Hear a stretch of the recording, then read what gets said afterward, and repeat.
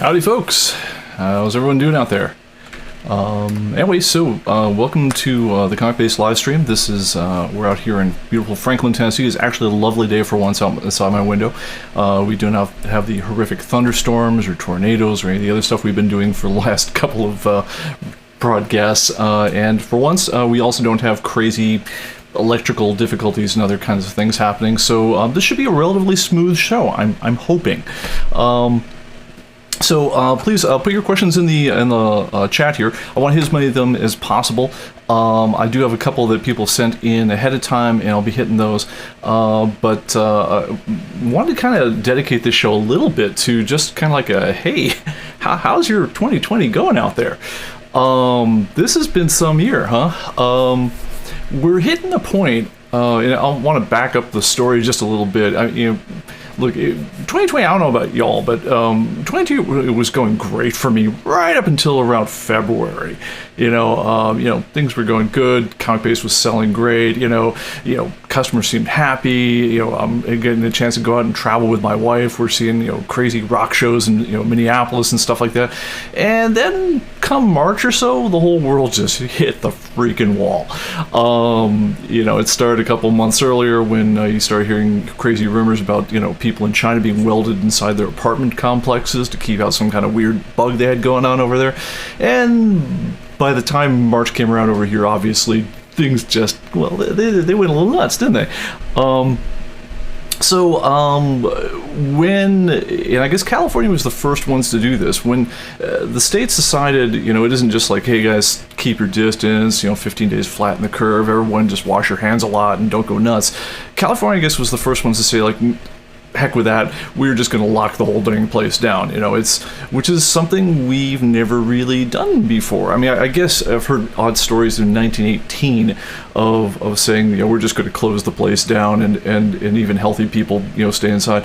But you're going back 100 years easily before we had anything like 2020 happen to us out here. And obviously a lot of states followed suit, and then, things started getting a little bad, then they got really bad, and then it kind of brings us to here. And we've all been, I guess at the start of this thing, sometime around April or so, I thought it might be a good idea to, after I get done like cleaning out all my cable closets and and brushing up the garage, filing all my comic books, reorganizing my sock drawer for the 27th time, I thought, well, maybe we'll do a thing where we actually have a live stream where I actually get a chance to go out there and talk to y'all, and just say hi, because that's one thing I really miss about Comic-Con season and things like that. And Comic-Con will be going on right about now, is you actually get to go and meet the folks who use your software. And so I thought, this would be great if we could just, do that for a bit. So that's what the whole idea of the live stream came from. And I quickly realized that I knew nothing about live streaming. I'm going to need to get a bunch of cameras and switchers and all sorts of crazy stuff like that. So it took a month or so to even get rolling. And then obviously 7 weeks ago we did our first one of these ones, and again it was just kind of like a it's nice to talk. So that's kind of what we're doing right now. And on that note, just want to share a couple, again, sort of so here's the bad joke portion of the evening. My wife and I were laying around one day and just sitting there, she's a writer as well, and she said, well, I could do like a listicle, like 5 things to say, stay sane during coronavirus. And we were sitting there going like, well, like that part where like we ate every bit of junk food in the house, well, no, that wasn't so good. Or how about the part where, and I think if I do this right, I even have some graphics queued up. Let's see if I can make this happen. So then there's the part where, like, I sat there and said, well, obviously, when everything shuts down, start with it's like a little vacation, right? I thought, well, obviously, what you want to do is you want to get together and have a beer with some friends, right? And let's see if I can even get this to roll. Ooh, maybe not. I think it's going to do me in. No, we got it. So it's like, all right, beers with friends. And that's, this was all fun. It was like school was out early, the kids were partying and everything like that, except it's not really beers with friends anymore because you can't see your friends. So then I thought, well, okay, how long can you keep this going? And I thought, well, if it keeps going any longer, of course, it's going to start looking something like this. So we needed something better, and I thought, well, all right, so what are the ideas we'd have here for like what to do to stay sane during coronavirus? Well, I thought, well, okay, first thing, clearly what you want to do is you want to get outside as much as is possible. As soon as the weather warms up and it's nice where you're at, go outside and, see the great outdoors. I mean, you can't hang out with other people indoors, so go out this side and see nature. And, and while you're at it, it's like, get some exercise, and one thing, enjoy not being in the office, right? So instead of dressing for success, dress for comfort. You can actually kick around in your shorts for once. I usually would never be seen wearing shorts, or in a t-shirt on anything formal, and we've been doing these for 7 weeks. I thought, well, that's fun. Women can wear sweats for once. Guys, we can wear hoodies, something, that would get us thrown out of the office if we had. And then, well, what else could we do? Well, go for a new look. Well, all right, maybe not something that crazy, but, go and change your hairstyle up if you want. If you're a guy, maybe don't wait till November. Maybe every month can be Movember for you. It's like, try something new with your hair. And while you're at it, it's like, pick up a hobby. You want to learn Arduino, you want to learn how to get really good at soldering, now's your chance, right? And you could go further with this, and, for instance, you could start a blog. And, obviously I started a live stream, but it doesn't need to be super, fancy or anything like that. The important thing is just go out there. If you can't be with the people you want, just put yourself out there in some format that expresses the real you. It could be something as easy as just, handwritten notes. And then I started realizing that I'm more or less describing the Unabomber. So, anyway, so this is where I thought we need to be a little bit more productive than this. And this is the only bit of like science-y type foo I'm going to put in here. Just by way, that in case anyone was curious about this whole thing, no, that was not my life plan. So here's where we're at right now. I pulled these off the CDC website this morning. If you guys can see it, I hope so. The little trend line on the whole thing, it's not looking great. This is new cases, and obviously things were going great till about February. It got really bad in March. They settled down for a bit, and now they're climbing up like crazy. Those are the cases. One thing that kind of surprised me, because it's surprisingly hard to find, is a graphic. I mean, I really had to search for this one. And let me get to the next bit here. So here's the coronavirus deaths per day in the U.S. This is an NBC News extrapolation of the whole thing, and this one is from a thing called Our World in Data. Deaths are weird measuring this one, and I get why they're hard to come by. But what that is, what you're looking at here is basically the 3-day rolling average of deaths. And there's kind of like some good news and some bad news. First of all, I have to explain the spikiness of this whole thing, because it kind of looks like a bad roller coaster ride. There's the big whoosh at the start, followed by a up, as you go down the curve. What that is, apparently, because it's weird, if you look at it, they're exactly spaced 7 days apart. And for reasons I do not fully understand, because I'm not a bureaucrat, apparently death reporting kind of comes in on Fridays and tails off later on, and then they kind of gather it up again, and then it really gets done. But basically all the spikes are basically I can't remember whether I'm the spikes or the troughs, but they're basically Fridays apart from each other. That's why why you have the jaggediness on the whole thing, because it really just has to do with work cycles and people's jobs when they go to report this stuff. So here's the good and the bad on everything. If you guys remember the previous one, so that's the graph of cases right now. There is a little bit of good news on this whole thing in that that's the deaths, right? The deaths were really bad a couple months ago, and they're getting much better now. We're getting a little bit smarter on treatments. The real big deal on that one is that basically it's younger people getting it, and so they're shaking it off more. So then we're kind of get onto the real question of like, what are we going to do now? And this is where I kind of had to have the talk with my folks and with my daughter and whatnot about, well, what's the future going to look like here? Because, like I said, when this whole thing got started, it was a little bit like hey, it's like snow days for school. It's like, hey, we don't need to go to school for the next 2 weeks. We get out early. It was easy to go into the whole thing with a good attitude. As things drove on and as people started losing their jobs and everything else like that, this got substantially less funny, and it got really hard to kind of keep a good attitude just to keep going during the whole thing. And now we're kind of hitting that point now where this thing, it's gonna be terrible caseloads for a while. And even though the good news is, again, I'm all in favor of looking on the bright side, the good news is less people are dying. It's like it's about 300 and change a day now. That's down from 3,000 a day at the height of this whole thing. So it's getting better on that score, but it looks like we're going to be digging in with this whole lockdown thing for a while. And so it really makes you change your thoughts on, like, well, what do I do to get through this, right? So I have a conference call with my folks I'm out here in Franklin. They're out back in California. I have a conference call with them every Tuesday where we kind of say, do check in. Hey, how's all our different projects going? How's everyone doing? Everything like there. And initially, when it first started, it was like, my big message to everyone was like, guys, people are going to be really stressed out. A lot of stuff is hitting the fan right now, and just be super, super nice whenever you talk to anyone on the phone. And if they're not particularly nice to you, try to let it slide, because we're really all adjusting here, and just try to keep yourself sane. And I think they've done a good job on that, and I think honestly, I think everyone in the world's done a great job on that, all things considered. But as things drive on, we're well out of we're beyond long slog mode, and now we're at the part where we're thinking, well, what do we do if the schools don't open in the fall, and what if this drags into the next year? Where you kind of have to start thinking, like, what if 2020 you gotta sort of write off most of the things you were kind of hoping would be part of your life again.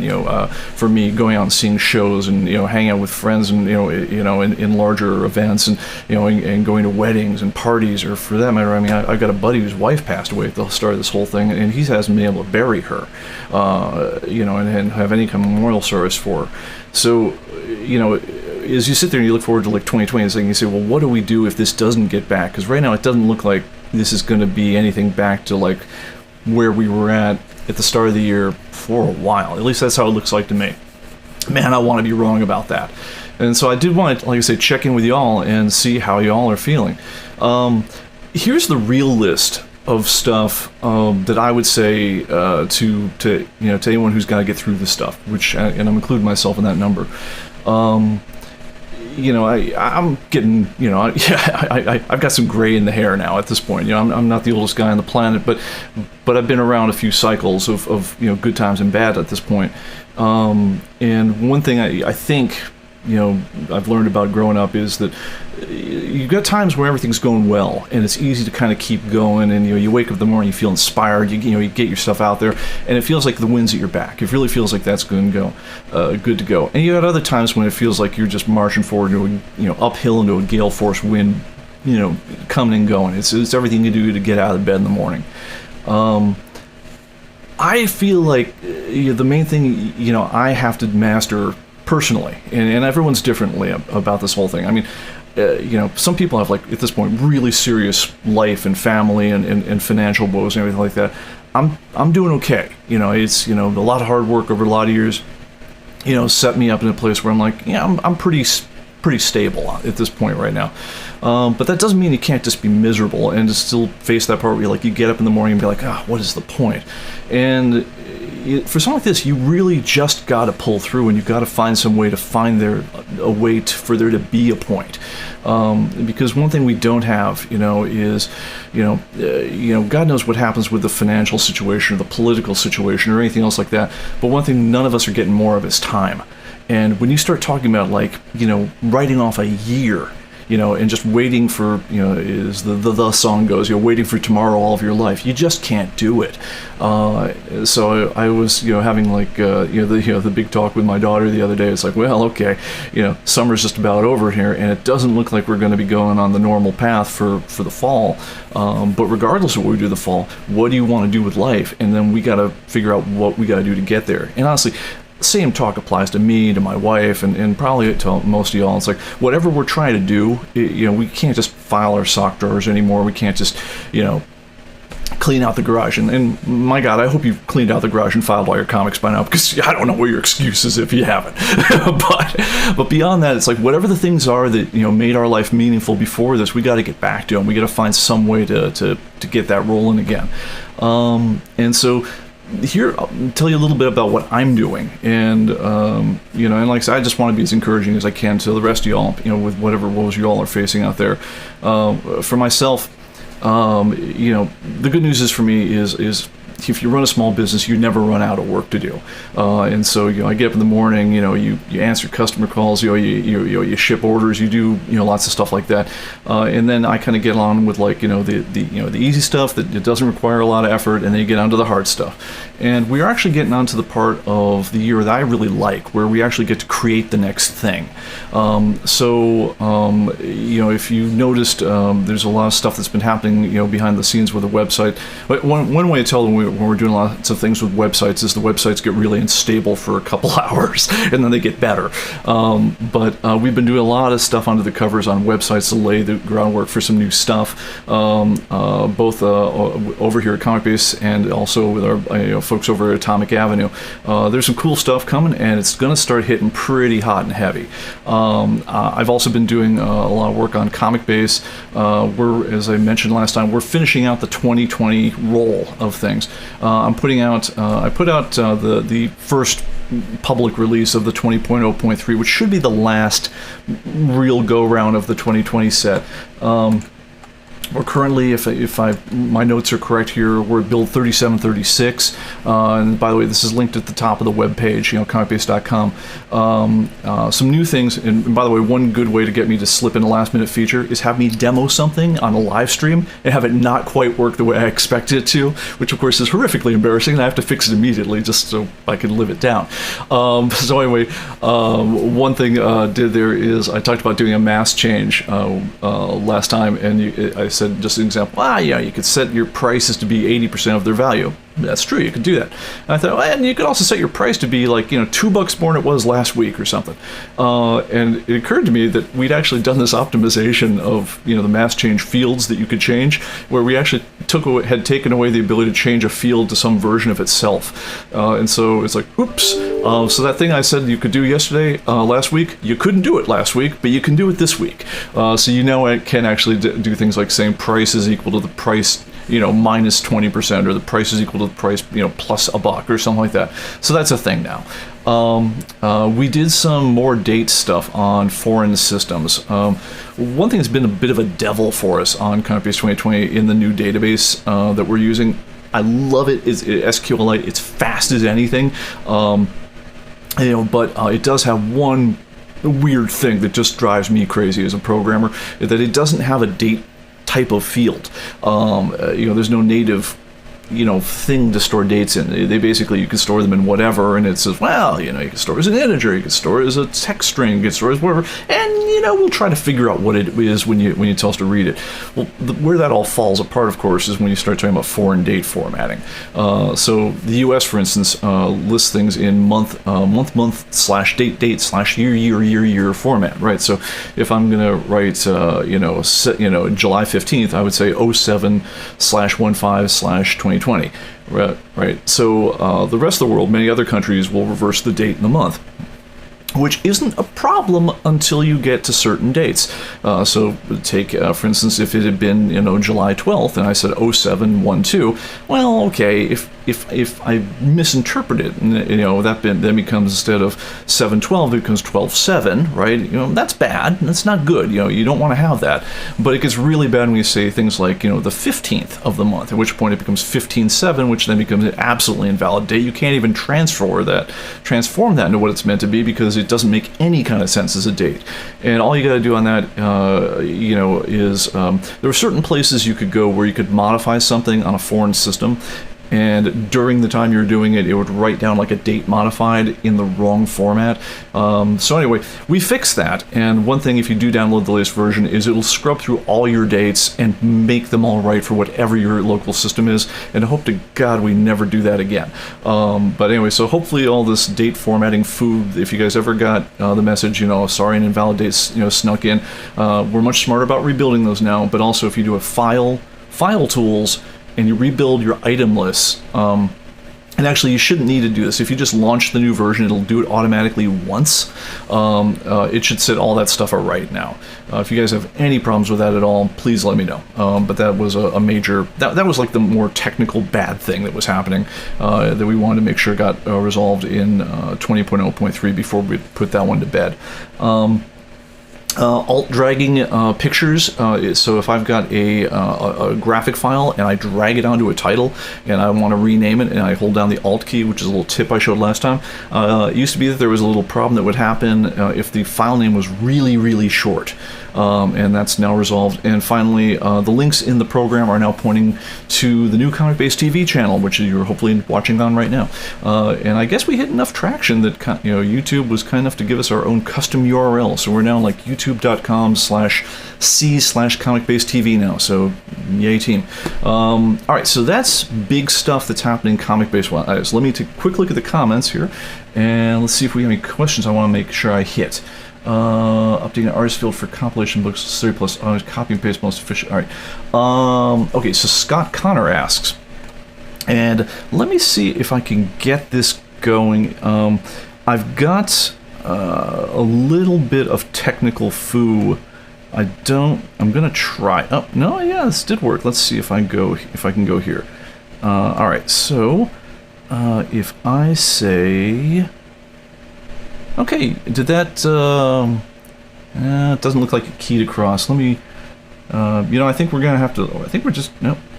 Oh, there we go. Okay, yeah, there we go. By the way, I've been doing a lot of work with a piece of gear called a Elgato Stream Deck, and if you saw, I was able to pull up all those graphics stuff very quickly. It didn't make the jokes any better, but it is letting me navigate this sort of stuff on the podcast quite a bit better than I was before. I didn't get a chance to get the interface in with the titling on the chats before we got going on here, so this is going to be a little thunky today. Hopefully, after next week, it'll be a little bit better, but I am excited to be able to show your questions on the chat, so I'm happy about that. Anyway, so Scott Connor says, when you're updating an artist field for compilation books as 30+ artists, is copy-paste the most efficient way to input into the field? I'm gonna say, well, no. I'll go with it that way. There's let me switch over to the other screen here. So let's take Phantom here, and I'm just gonna add a lot of stuff here. So let's go to okay. So right now we've got Mike Bullock, and is our artist. Let's go over to the credits here. Okay, here's Mike Bullock. All right, we've got a feature in ComicBase called Psychic Typing, which works like this. If I start typing, I go M-I-K-E, right? And as soon as it gets past a couple letters, it starts offering you suggestions. So think of it as autocomplete, right? And it does that based on, the most common, folks out there. So here's Mike Bullock. All right. What you can do as soon as you see the match you want is just type a comma and go to the next one. So let's say I want to put in Alan Moore now. Okay, as soon as I don't have to fill out RE, I can just keep on going, comma, Steve Englehart. Hart. Mike, right, yeah, I'm just making up names at this point. Mike Raked, etc. So usually this is the best way to go. If you've got just a ton of different names that are unrelated to each other in any way, Now, obviously, if you've got something where 50 people worked on it and it's the same 50 people on the next one, or it's the same 50 except for 2 people, then copy and paste will work great for that. But when you have these massive anthologies, typically you just start kind of typing and hit comma and go. And at a certain point, you'll be driven mad by the whole thing. I know it makes us crazy when we have to index those ones. I'm a big fan of indie artists and everything, but at the same time, it's like, yeah, when you get one of those APE, like, souvenir books or something with like 120 credits in it, it's like, that's yeah, you want a coffee after that one. Okay, so next question. Let's see here. I've jinxed it. Let's see here. Speaking of beer, drink roll call. That's definitely got to be put out here. Let's see. All right. Is that showing? I got to hit the key again. So yes. And that's another thing I actually want to know, because I am getting a little bit of time on my hands occasionally, and so not only am I interested in, like, if you guys have good beers that you've tried that you find like this is a personal favorite and everything. I like beer, so, but if you could turn me on to things that like are worth checking out, definitely appreciate it. But also beyond that, books and movies and comics that you guys are reading. I mean, one of my dirty little secrets here is, man, I don't have the time to read comics that I did when I started this whole thing. And so I tend to, I'm probably like anyone else, you kind of fall back into what's familiar to you. And so, like, I can read the British Invasion guys, the Alan Moores and the Garth Ennis's and, those guys. I can read them all day long. The problem is, I just always fall into the same rut with that. And so if you guys are seeing like new stuff that like you are really hip to, I would love the tip. Please put that in the chats if you guys are if you're really chuffed about something you're reading. One thing I discovered early on when I had to move my work out to home is I think it was a Netflix series, but no, I'm going to take that back. The Amazon Prime series, the variation of The Boys, which I think is a Garth Ennis book originally. Man, that was great. I mean, it's not for kids. Wow, seriously not. But the adaptation of it was amazing. So yeah, if you guys have a series that you guys are like really, basically books, movies, video games, or or beer, please put them in the comments. I am all ears on this one. All right. Let's see. 7-day rolling average is a better guide. Absolutely. It makes me, yeah, I was, let me, yeah, it is, I was making the crack, during my talk with the folks. It's like, yeah, man, it's like, never seen a time when like we needed, we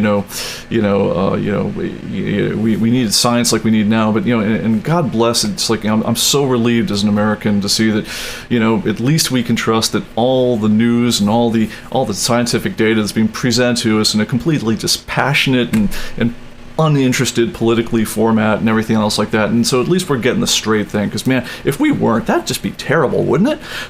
So anyway, yeah, I was really happy to see, like I say, any kind of count of deaths and everything. But you got to wonder, it's like, if you're on a 7-day reporting cycle, for goodness sake, why don't you have a 7-day rolling average of that? The closest I found, and this after like a fair amount of Googling, was the 3-day one from the World of Data there. But and if anyone's interested, I'm happy to put the links up there, or if you squint very at the top of the graphics, it's visible where I did find stuff. But man, I just, clarity would be so great right now on any of the trend lines, just because, let's face it, we need to be able to make some decent trade-offs, as intelligent adults about, like, look, what are my risks, what are my benefits of doing one course or the other. And I don't want to, breaking things down on political lines is not generally been wonderful in my experience. It just feels like we need the data so we can decide, using our own best factors is where I see it. Anyway, back to that. John P says he's lost his job too. Damn, man, I'm sorry. Yeah, it's. I was just over at a friend's house just yesterday, and it's like it's like that's a hard discussion to have with anyone. But at the same time, you sit there and you say like, there's certain jobs especially where it's like, okay, and when does that job come back, or just anything like that job? Some people are lucky, some people not so much. So man, I've got a ton of sympathy for like if you're in that position.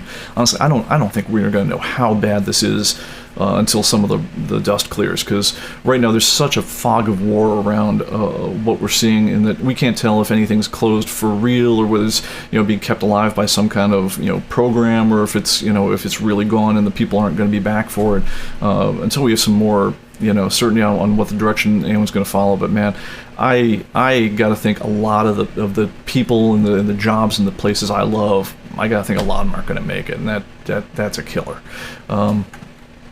All right, so Jeff said took a bad pay cut. Glad for finally into the fight. He's in Canada. Steam whistle out of Ontario. I'm gonna highlight the beer just because it's slightly less grim. All right, so sorry about this. I do have to steer up and hit a refresh button, which is really inconveniently located in my chat software right now. Alright, so I'm just going to put the steam whistle up there as John's recommendation. So I'm going to see if I can check that out of Ontario. I spent a couple of really good weeks 6 weeks up in Ontario when I was doing a gig for Apple at one point. It was a beautiful city. Alright, so other questions that people have asked, first of all, one came up is how do I add a issue with a number like 372A-2? Okay, so a lot of folks, a lot of confusion on the issue numbers. Let's switch over to the screen so you can see what the heck I am doing and temporarily hide the chat. Hey, it actually did it right. Cool. So if you see item numbers, and by the way, in case you guys were wondering if you're brand new to ComicBase 2020, I got this call yesterday. People had asked, well, what's the difference between item number and an issue number? And the answer is none.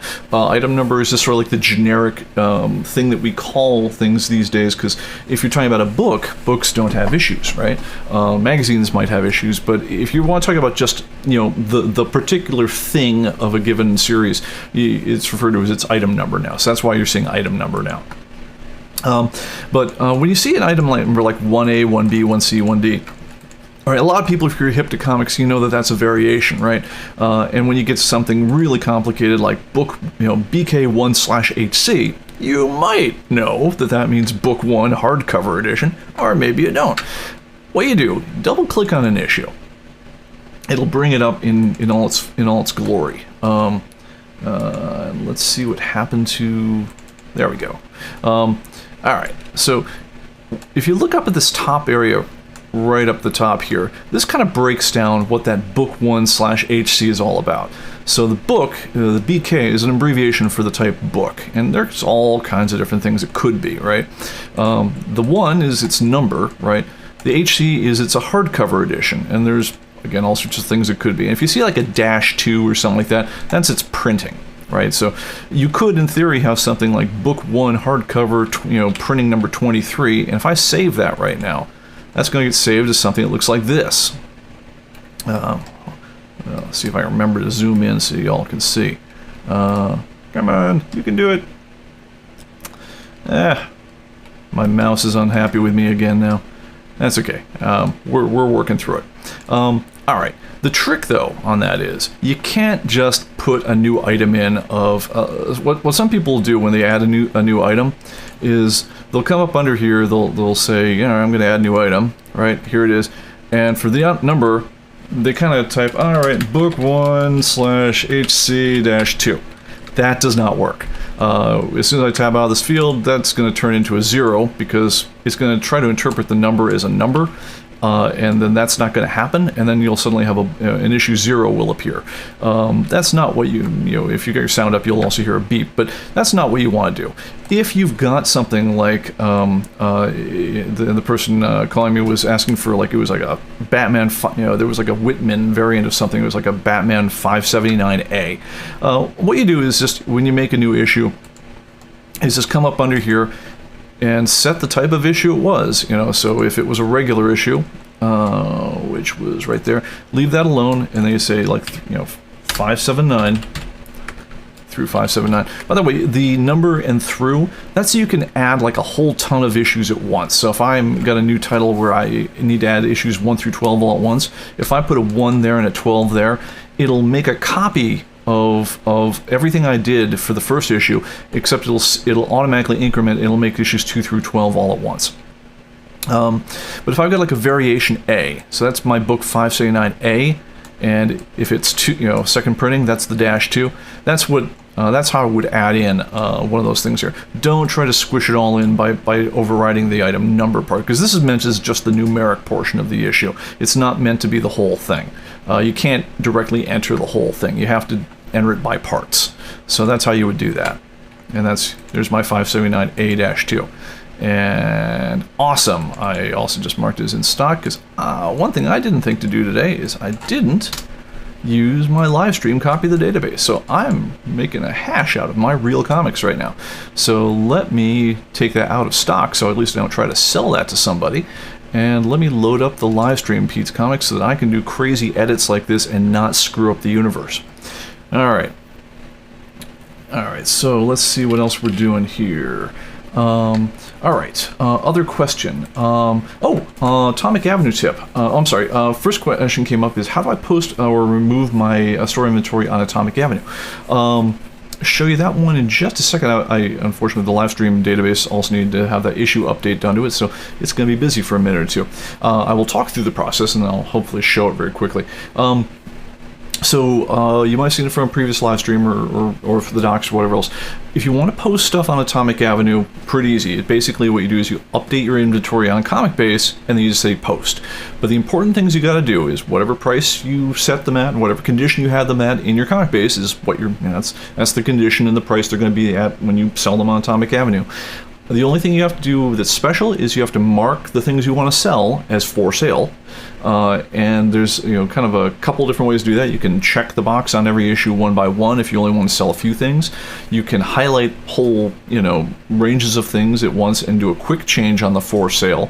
Or if you're like me, and I'm pretty much, with some rare exceptions, willing to sell you anything in my entire darn database, as long as you pay me the price I'm asking. What you do is do a mass change, which is the way to do changes across the entire database. Do a mass change and set the for sale to be true. And then when you post, and that's under the internet menu, you say, post items for sale on Atomic Avenue. When you do that, it's going to automatically, put your inventory up. Anything that you had marked as for sale, and that doesn't have a reserve quantity set, is going to go up there, and that populates your store instantly, and you're live. You're good to go. At that point, people can you take make orders with you. Now, if you want to not sell your stuff, so I say I'm like, okay, I want to go away for a while. I'm going to take a year in Europe or something like that. You can certainly remove your inventory on Atomic Avenue directly, but what you will do better at. Excuse me a moment. I will tell you all about my tech woes here in a second. Apparently, yes. One thing that was happening before the live stream involves checking out Ethernet cables and troubleshooting graphic card fans. So once again, I neglected to run down the checklist of things I should do before the live stream starts so that I don't get interrupted in the middle of them, which includes muting and disabling certain phone types things. So anyway, that's a thing.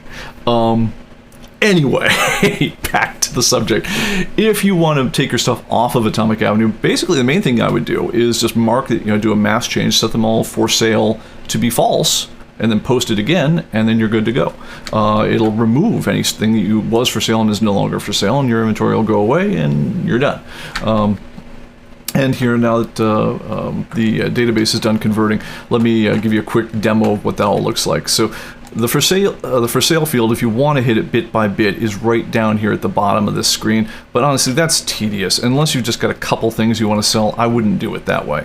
What I would do instead is I would come up, you can do a quick change, or I would just go into the items menu, do a mass change, set for sale to value is checked. make that change across the entire database, and it takes just a moment, and then you're good to go. And then when you come up under the internet menu and you say post items for sale on Atomic Avenue, it's going to give you a little thing right here. It says, well, these are the things you've got for sale, set your shipping policies and things like that, whether you have to collect sales tax and so forth. You say post, it's going to basically put together a big list of everything you've got in your whole database, post to Atomic Avenue, and within half an hour, you're live. And if I want to unset them for sale, all I got to do is I just go ahead, I do a mass change again, and that's items, mass change, set my for sale to value not checked, make the changes, post again, and all my inventory goes away. I'm not going to do that myself because I want to leave my inventory alone right now. All right, so that is how to post or remove your stuff from Atomic Avenue. Oh, by the way, while we're at it, and this is a little bit of unannounced type stuff that I'll just let y'all see because you're cool and we're all friends here and I can trust you, right? So I mentioned that one of the ways you can tell that there's, it's like one of the ways you'll know that your neighbor's doing something crazy in their house, next door to you, is you'll hear all sorts of banging and construction gear happening over the fence, right? Well, one of the ways you'll know that we're up to, some stuff over on like ComicBase and Atomic Avenue is the site might be temporarily down for a moment, or it might be just a little twitchy for a little bit. And that means we're up to some stuff. One thing that we're up to, which it isn't official yet, because you'll see it official, but if you want to check it out early, is remember all those books and magazines which we added to ComicBase in 2020, and we said, one of these days Atomic Avenue is going to be able to make this so you can like actually buy and sell them because they hadn't gotten their act together yet. If you were to go to Atomic Avenue right now and do searches for certain books and magazines, and you'd have to do it just by typing in the main search right now, because not all the user interface that lets you do all the navigation is alive yet, but you will notice that there are things that you could buy now that are not comic books, which you could not buy mere days ago. So check that out, and there's going to be a lot more coming on that, but that's kind of neat.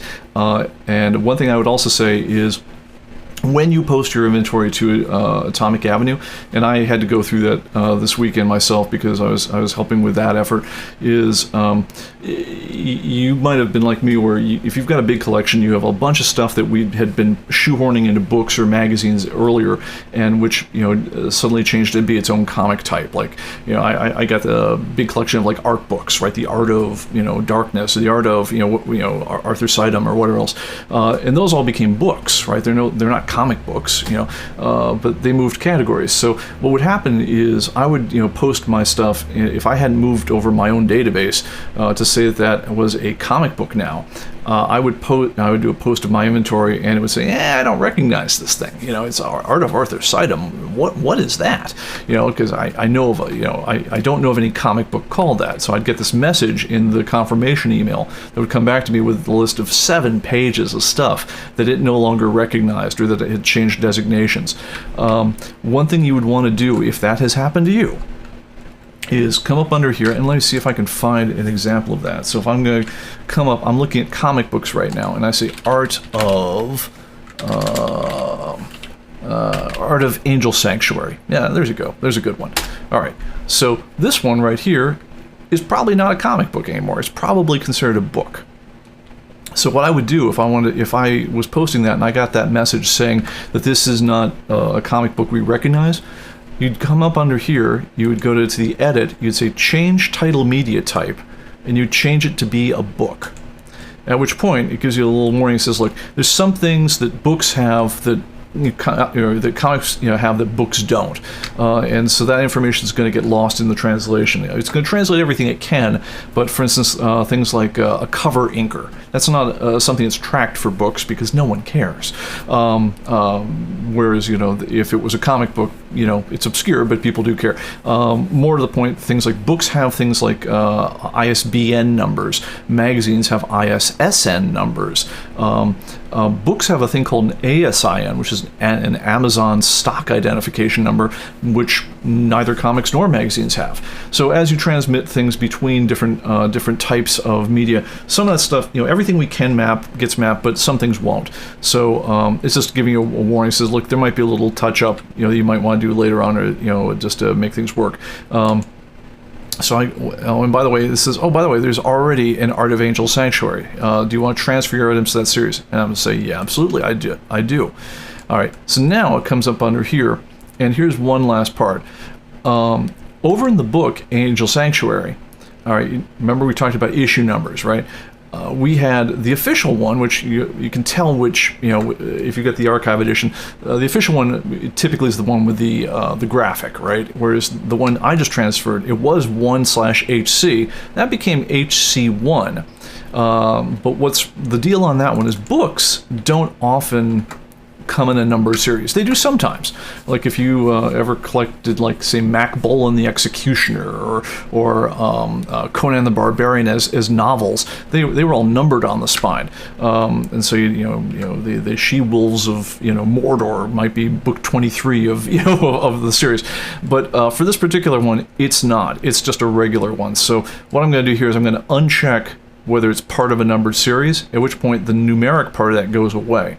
I hit save, and then now there's my issue right here, and it got moved into the right title, and it's in the right thing. Another thing you might notice is that the grading, there's new, meaning it's still in the shrink wrap, if the book ever came in shrink wrap. And then there's a category called used, like new. Anything that was a comic book beforehand, the default is that it's used like new. It's used because you're probably not a bookseller. I mean, you're probably not the publisher. If you were a comic store and you still got it in the shrink wrap, go ahead by all means and change that to brand new and new. But if you say used like new, so it kept the same price and the whole thing. String is the same, but there's a little bit of a grading difference between books and things that aren't books. Books do not have that kind of very particular grading that comics have or magazines. It's very basic. It's used like new, very good, acceptable, or poor. These are exactly the same as Amazon uses. Until you get into really esoteric stuff, there really is no unified grading standard we've ever been able to find, even, except when you get into like antiquarian books, where various people have taken their own stab at it, but there's no common standard like there's for Overstreet. But so anyway, this is where this stuff goes. It is possible if we start tracking like Gutenberg Bibles or something, original copies of Poor Richard's Almanac or something. It's possible we may extend these things, in which case you'll see grading sets for those sort of books will appear as well. But not now. Right now, books are very simple in terms of grading. All right. And let me check the chat one last time. User wave, the A indicate where there's yes, there is. Let me post the questions so you can see what the heck I'm talking about. And let's see here. Let's see here. I'm looking for... That's interesting. Well, we tried. Greg says... Yeah, okay, there we are. Hopefully that came across. Greg says, is there a way to check whether the book is cataloged as a comic book or a magazine? There's a couple ways you can do that. The dead giveaway in ComicBase right now, let's see if I can find another art one right now. So if I say art of, there are a lot of art ones that just, okay, so like the Angel Sanctuary, art of, good grief. I can't see one right now. But typically what the giveaway is, if you say art of, if you look down here at the bottom, you see where it says book. You'll see what'll happen is anytime that there's a multiple of something, you'll see that it will.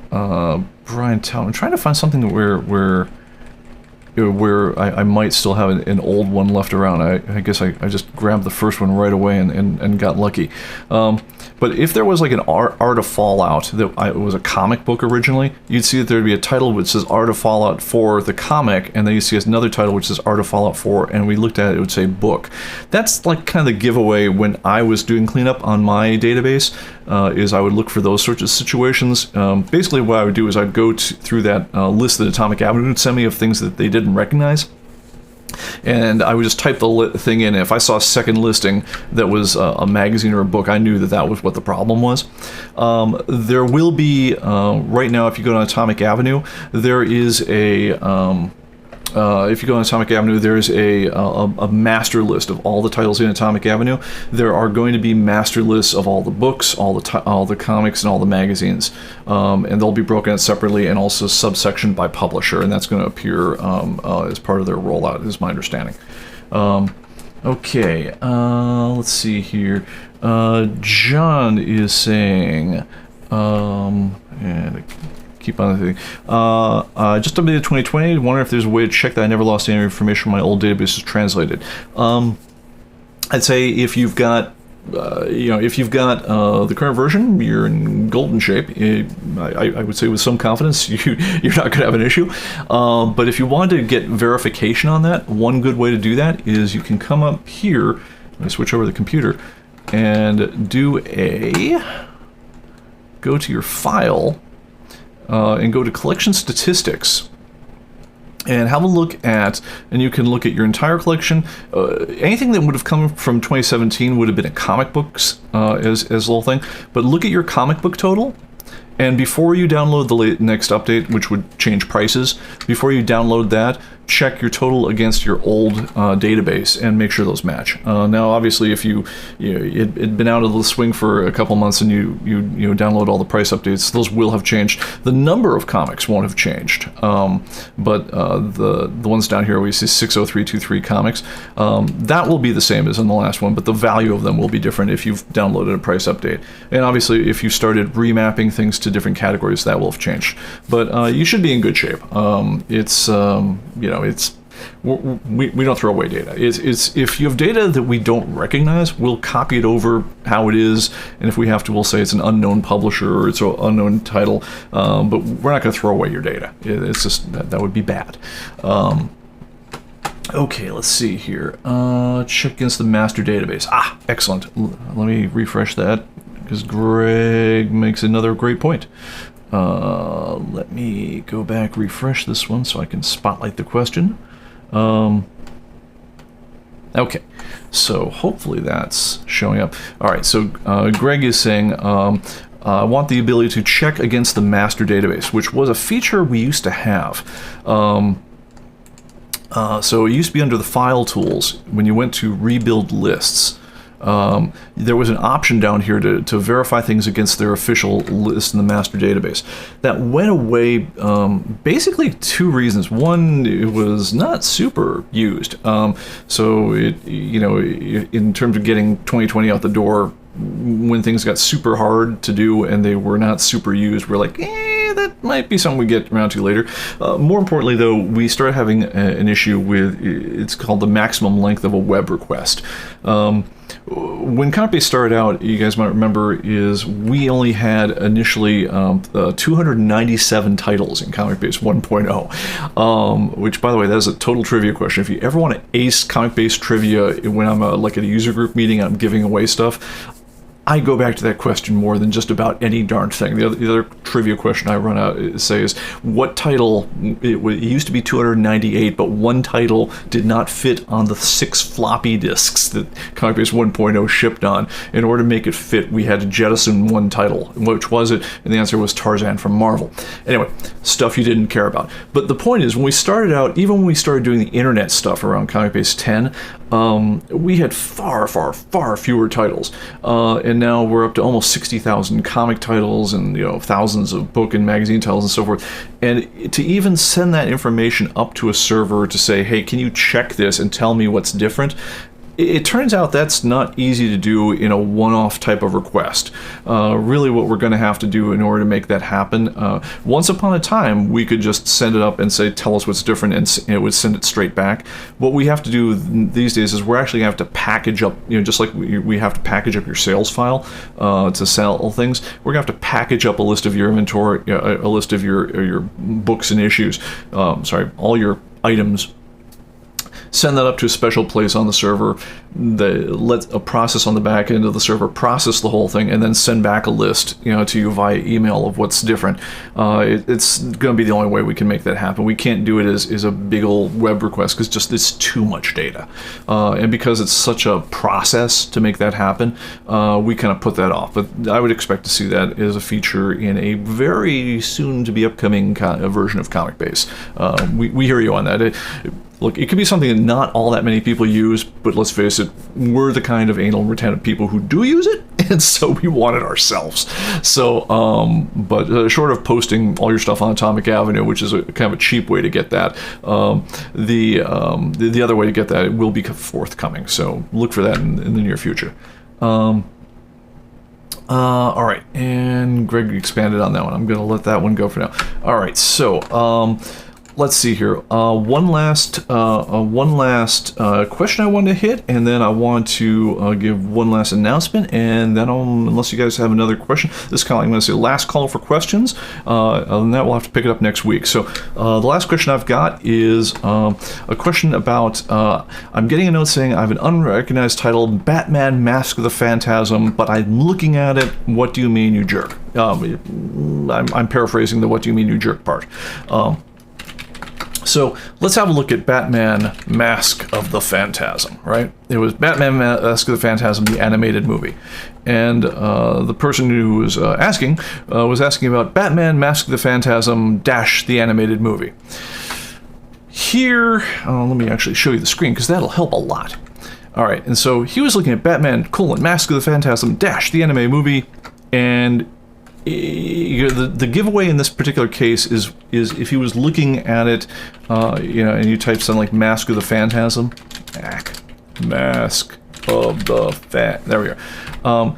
If he had done that, he would have seen that there were two entries in his database. There was one, and the dash was a little shorter than the other one. And what was happening here is he was, this guy right like this was the official version. He had a version that was really darn similar, and what was different was the dash. This is what's called an M hyphen if you're a typographer. There's another one called an N hyphen, which you use for connoting ranges. So, if you really, really like your typography, and God help us, we do, you'll notice we really make great efforts to curve all of our quotes and curve our parentheses. We use actual quotes and single quotes and double quotes instead of foot and inch marks. We also try to use the proper hyphens.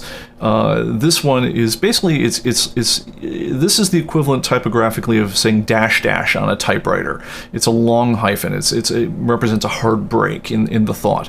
When you see a thing called an N hyphen, it's a slightly shorter hyphen. It's not as short as the dash.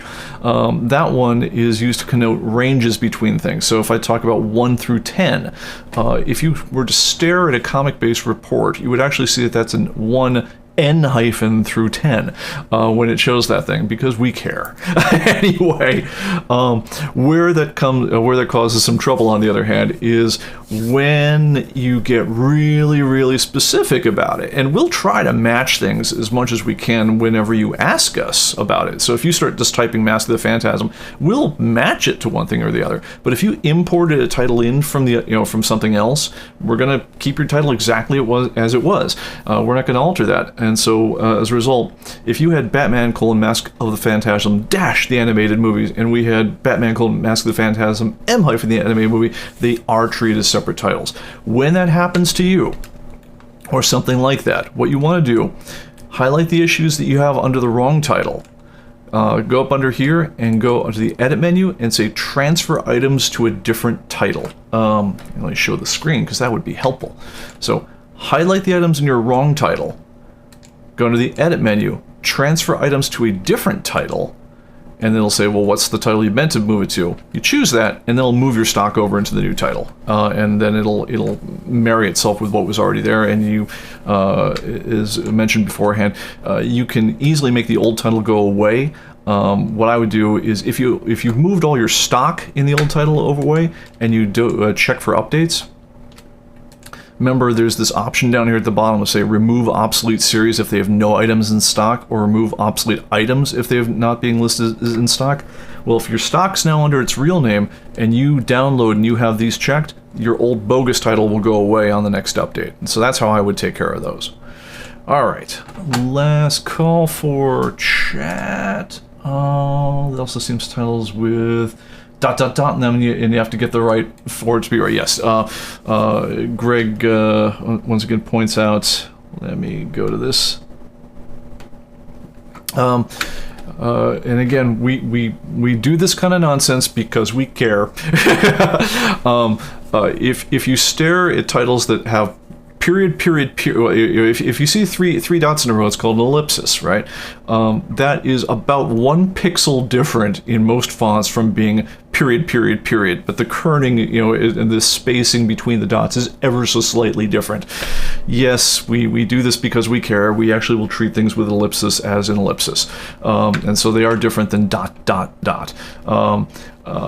If you care about entering these sorts of things, keycaps in Windows is your friend. So there's, I'm sorry, called character map. And this will be, it's a little desk accessory. If you dial that down to Windows Western as your font, you'll get to see all the funky characters that are really hard to type on a keyboard, which, at the same time are important. So for instance, here's the curved left quotes. Here's a God, what do you call this guy? A bullet, I guess is what I call it. Here's the M hyphen I was talking about. Here's your curved single quotes. There's the N hyphen, but you'll notice that's different than where's the regular hyphen? It's regular hyphen is way up. Oh, it's around here somewhere. Someone with sharper eyes than me can spot this more. There it is, right there. That's the regular hyphen. So you see that right there? There's the N, a little wider, and then right next to it was the M hyphen, which very hard to click on consecutive things in this. There's the M hyphen right there, which is very wide. The TM mark, as a trait, as a symbol, is different than typing TM and so forth. This kind of nonsense, like I say, it's a pain in the butt for most people. We try to shade over as much of this as we can when you're typing. As a matter of fact, when you do like a lot of file tools, cleanups and things like that, we'll automatically curve your quotes and things like that if you forget to. And so we'll fix a lot of this stuff up for you.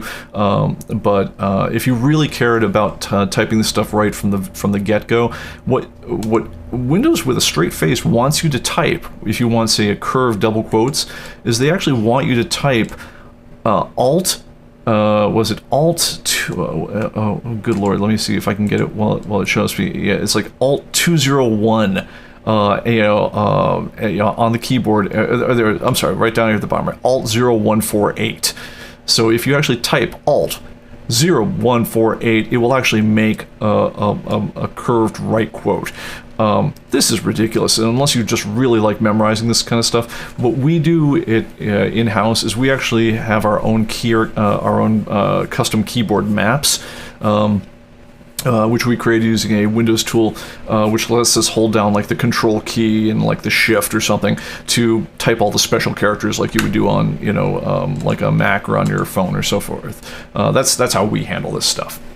All right, and how do I get that character map? So the way you get to the character map is you go up under the Start and just type char, and you'll see character map listed as one of the items there. For the keyboard utility, and let's see if I can find a quick way to get to that. It's called the Microsoft Keyboard Creator, but we actually have a special key map created for the US keyboard. Let's see if I've got it loaded up on my machine here under the input methods. Oh, there we are. Yeah, so if you see down here at the bottom right where I'm clicking here, I'm choosing my keyboard.